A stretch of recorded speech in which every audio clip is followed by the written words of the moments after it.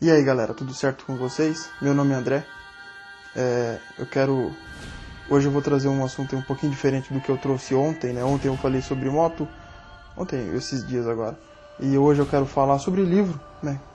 Quem viu meu vídeo de apresentação viu que eu falei que eu gostaria de trazer sobre alguns livros também aí no canal, né?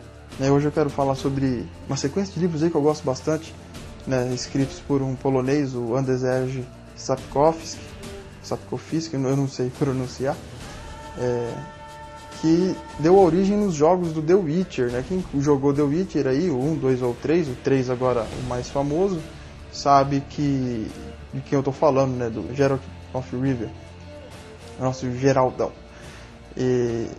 O jogo ele veio baseado nos livros, né?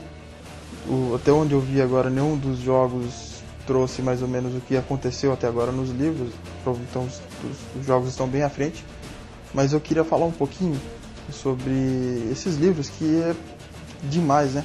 Eu vou mostrar aqui pra vocês a capa, são 7 livros, né? Eu tenho 5 por enquanto, eu quero mostrar pra vocês a capa dos 5 que eu tenho até agora, né? Que são muito bons, né? Vou mostrar pra vocês aqui, ó. Primeiro livro, O Último Desejo. Tá aqui o nome do escritor. Ele é um livro, como vocês podem ver, ele não é muito grosso, né? Ele é bem tranquilo, tem pouco mais de 300 páginas, é um livro muito bom, né? Tanto ele quanto o primeiro livro são baseados em contos, aqui o segundo livro. Aqui na capa é a Yennefer de Wengerberg, uma personagem icônica da série, tanto do livro quanto do jogo. Na capa do primeiro livro nós temos o personagem principal, que é o Geralt. E esses dois primeiros, eles são basicamente apenas contos, né? Eles não trazem aí uma linha temporal muito bem definida. São contos aqui onde nós vamos ser apresentados a alguns dos principais personagens, os principais companheiros do Geralt. Exceto o próprio Geralt, nós seremos apresentados aqui a Yennefer, né, capa do segundo livro, ao Jaskier, que no jogo teve o nome alterado para Dandelion, e para Plotica, que no jogo chama-se Carpeado, é a égua do Geralt. Então são esses dois primeiros livros aqui, são apenas contos, onde nós temos uma introdução aí a alguns personagens, temos a introdução ao mundo do que é o mundo do Geralt, né? Dos reinos do norte, como Teméria, Redânia, Caedwen, esses reinos do norte, onde se passam basicamente a maior parte dos livros, né? Então vamos para o terceiro livro, que é o que começa a ter mais uma, como eu posso dizer assim, uma continuidade. A história, ela segue um fluxo, uma linha temporal mais correta do que os dois primeiros. Então nós temos aqui o Sangue dos Elfos. Se eu não estou enganado, na capa do livro é o Dandelion, ou Jaskier, né? Aqui nós já começamos, como eu falei, né, já pega mais um pouco da história, onde o norte, lá os reinos do norte estão sendo atacados por Nilfgaard, que é o Império de Nilfgaard, né, que vem do sul. E ainda começa aí toda aquela trama política, o envolvimento da guerra, será que o bruxo, né, o Geralt, deveria tomar parte ou não desse conflito? É muito interessante, é muito bom, tá? Eu recomendo bastante. Vou mostrar o quarto livro agora para vocês. Tempo do Desprezo. Quem conhece um pouco mais a história já vai reconhecer essa menininha da capa, é a Ciri. A gente passa o terceiro jogo inteiro do The Witcher correndo atrás dela. Ela já está um pouquinho mais adulta nesse livro, né? Entrando na adolescência. Continua toda aquela história da guerra e tem no terceiro livro, piora mais agora no quarto livro. Vou mostrar a capa do quinto livro para vocês. Esse aqui é o quinto livro, né? O último que eu tenho, infelizmente. Na capa tá a Milva. Ele é muito bom, né? Aqui nós temos a introdução de outros dois personagens que quem jogou tanto o The Witcher 3 quanto a DLC Bloodwine vai gostar muito, que é o Regis. E o Zoltan. O nosso querido amigo anão, também aparece aqui. E nós vemos a primeira menção do jogo Gwent, né? Jogo que está aí para ser lançado pela CD Projekt Red logo em breve, né? Está nos testes do beta. Aliás, se tudo der certo, estou vendo essa possibilidade. Eu quero trazer gameplay de Gwent para o canal, né? Estou estudando ainda essa possibilidade. Pra quem não sabe, Gwent é um jogo, isso era um jogo dentro de um jogo, né? No The Witcher 3, mas ele vem no livro, não foi tirado nada, ele vem do livro, coisa que provavelmente muitos dos brasileiros não sabiam. Claro que no livro ele não é da mesma forma que ele é no jogo, né? Não são cartas baseadas em personagens da história. Aliás, no livro nem é explicado como que o Gwent é jogado, né? O Geralt só fala que é um jogo extremamente complicado, regado a muitos palavrões e a muita vodka. Então agora explicando um pouquinho mais do mundo do The Witcher, né? Nós começamos com o primeiro livro, com o Geralt ajudando um desconhecido, algo que ele faz com muita frequência, né? Até um pouquinho do altruísmo dele, ele está sempre tentando ajudar alguém, e vocês podem até conseguir um pouquinho aí, vocês vão pegar até uma certa referência a um conto da Disney, né? Logo nessa primeira história. É muito bom, muito legal. E depois nós entramos já aí no conto que vai definir toda a trama, tanto do livro quanto do jogo, onde ele desfaz uma maldição de uma princesa, né, do noivo da princesa, na verdade, e ele invoca a lei da surpresa. O que é a lei da surpresa? Primeiro, o bruxo ele não trabalha de graça, ele recebe para poder ou desfazer maldição ou para lutar contra os monstros. E o que ele pode pedir como recompensa é algo que daqui 9 meses, é mais ou menos assim que funciona. Quando você voltar para o meu preço é que quando você voltar para sua casa, você vai encontrar e não sabia que estaria te esperando. Ou seja, geralmente é um filho. Essa é a lei da surpresa. E ele invoca a lei da surpresa. Só que tem um porém, ele nunca retorna para cobrar esse preço, porque ele, na verdade, ele não acredita muito nisso, ele não acredita muito na atração que o destino pode fazer entre duas pessoas, e um pouco da história se baseia nisso, né? Afinal de contas, quem faz o seu destino? O destino é mutável? Ou como diria o próprio Bernard Cornwell nos livros do Crônica Saxônica, aliás, uma série de livros que eu pretendo trazer um pouco para o canal, também falar no canal, ele é inexorável, o destino seria inexorável, imutável, ou cada um constrói o seu próprio destino?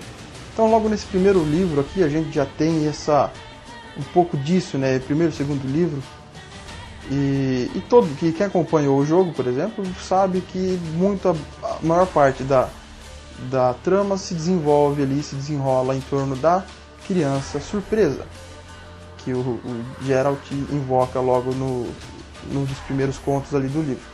Então é muito interessante, é muito bom essa leitura, né? O Andrzej, ele tem uma escrita muito fácil, ele não é tão descritivo, maçantemente descritivo quanto o Tolkien, também não fica descrevendo coisa assim, que chega a ser desnecessária como o Martin. O Martin, apesar de tudo, ele tem uma descrição dele que acaba sendo desnecessário, né? Ficar descrevendo mamilos. Quem lê os livros sabe que ele faz muito disso, ele fica descrevendo órgãos genitais. Desnecessário. E ele não tem é uma linguagem simples, é muito bem escrito, o texto você vai lendo, ele é fluido, então você consegue ler rápido, até quem não consegue, não tem costume de ler, acaba lendo rápido porque a linguagem vai mais fácil. Não tem palavra difícil, você lê, absorve e já passa para o próximo capítulo. Que aliás são muito bem divididos, os capítulos são bem divididos, então se você tiver que por um acaso parar de ler no meio de um capítulo, você consegue retornar tranquilamente quando você voltar a ler. Agora fala um pouquinho dos bruxos, né? Como eu disse antes aí, os bruxos eles são pessoas, eles são seres humanos que quando criança passaram por uma mutação forçada, né? Os feiticeiros chegaram, pegaram eles, a maioria dos bruxos eles vieram através dessa lei da surpresa, ou filhos que foram rejeitados pelas mães ou pelos pais eram dados aos bruxos. Então eles passam por um teste chamado teste de ervas, que faz a mutação do corpo, e como é até dito no livro por uma das personagens, apenas 1 em 10 consegue sobreviver. Apenas uma criança em 10 consegue passar por todos os testes, treinamentos e etc. É um treino, então, para você ver como é puxado, né? Só que depois disso, o bruxo ele tem reflexo sobre-humano, uma visão sobre-humana, ele consegue enxergar à noite. ele tem uma aptidão para tomar determinadas poções que aumentam até o seu poder, que nenhum humano pode tomar, porque senão morre. E eles foram criados há muitos séculos atrás no livro para lutar contra monstros que surgiram principalmente após um evento cataclísmico chamado Conjunção das Esferas, né? Quem jogou aí o terceiro jogo sabe do que eu estou falando, né? Porque falam bastante da Conjunção das Esferas no jogo. E eles foram criados para lutar contra lobisomens, para lutar contra vampiro, grifo, wyvern, né? Monstros que surgiram após a Conjunção das Esferas. Claro que não sem cobrar um preço, né? Como eu disse, bruxo, ele cobra um preço para poder lutar contra esses monstros, afinal de contas, né? Já dizem que de graça nem o pão nem a cachaça, ou no caso do livro, a vodka. Uma vez que o livro é polonês, a bebida que mais é contada na história do livro ali é a vodka. Dá até uma sede de falar. Então, os bruxos eles vieram justamente para poder lutar, e existe muito preconceito contra eles, né? A população não os vê com bons olhos, chamam eles de vagabundo, ou então não pagam, se recusam a dar hospedagem a eles por causa dessa mutação. Um cenário que é muito bem mostrado até no livro é o do preconceito. No livro aqui, o povo, o ser humano, ele é muito preconceituoso, tanto quanto é na vida real. E o livro traz muito bem isso, porque existem várias raças que vivem junto no mesmo mundo. Então nós temos os seres humanos, que é o povo mais novo a chegar no continente. Nós temos os elfos, que estão lá tanto tempo quanto os anões. Tem também.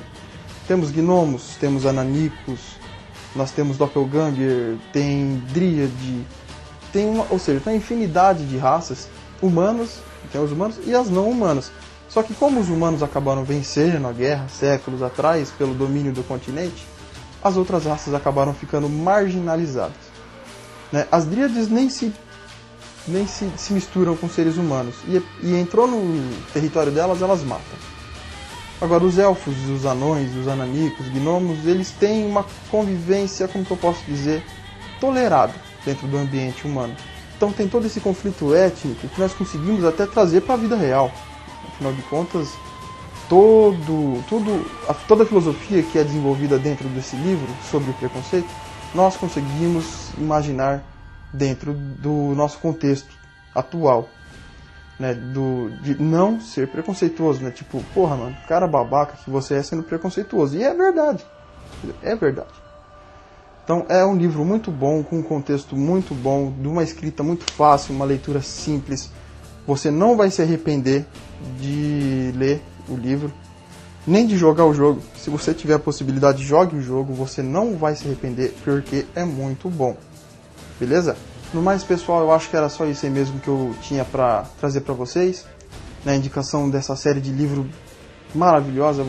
Se você tiver a oportunidade, compre. Ele não é caro, você acha ele entre 30 a 40 reais aí nas livrarias online, Saraiva, Submarino. Eu comprei todos os meus, eu comprei por lá. Então fica aí a dica de leitura, é uma baita de um livro, de um baita de um ator, eu recomendo muito. Então é isso aí. Se você gostou do vídeo, por favor, dê seu like aí pra gente, que ajuda bastante. Compartilhe, qualquer dúvida, deixa aí a dúvida aí pra gente, que a gente embaixo aí, que a gente responde, né? Dúvida sobre o livro, dúvida sobre o jogo, até dúvida sobre Gwent, né? Modéstia à parte, eu jogo bem em Gwent. Então qualquer coisa, manda aí pra nós, deixa o like, se inscreve. Valeu, brigadão!